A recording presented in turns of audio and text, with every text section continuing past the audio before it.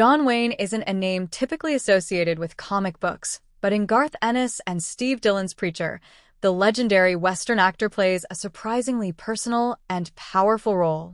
Known for starring in 11 films that hold perfect scores on Rotten Tomatoes, Wayne represents the epitome of old-school grit and frontier justice. And in Preacher, that larger-than-life persona becomes more than just cinematic influence. It becomes a character. The Western DNA of Preacher.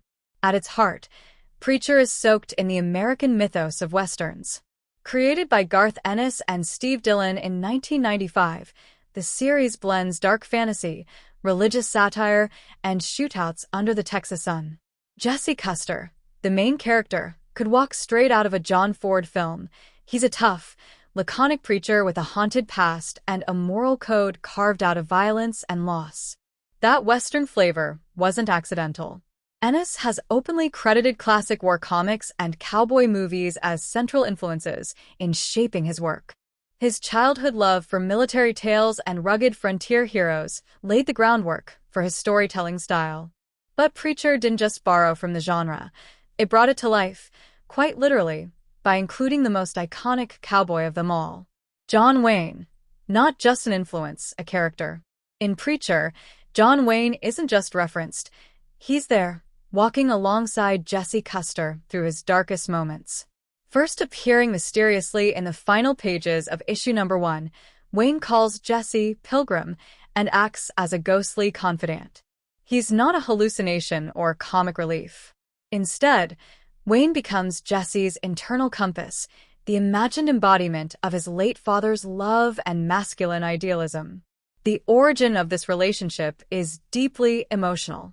Jesse's father, John Custer, a Vietnam veteran and bartender, raised him on a steady diet of John Wayne movies. In flashbacks, it's revealed that John Custer even met the real Wayne in Vietnam, receiving a cigarette lighter engraved with the phrase, F*** communism.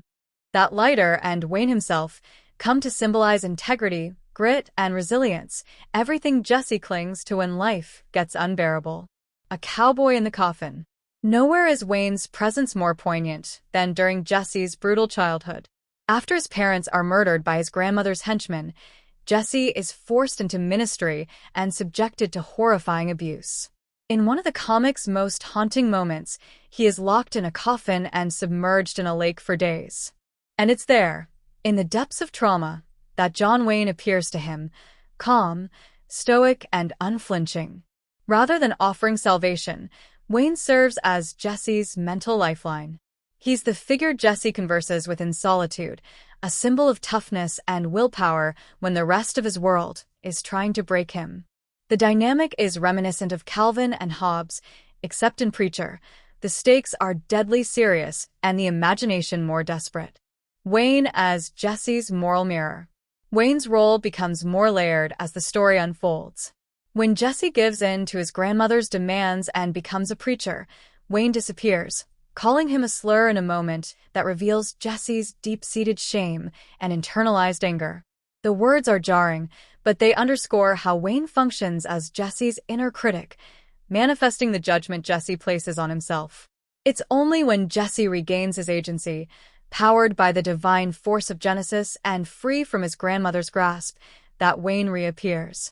Still sarcastic and gruff, Wayne scolds Jesse for hiding his presence from Tulip, Jesse's true love. Through this, we see how Jesse's self-worth is tangled up in his image of masculinity, honor, and strength, ideals he learned from both his father and the myth of John Wayne. A symbol of myth and memory.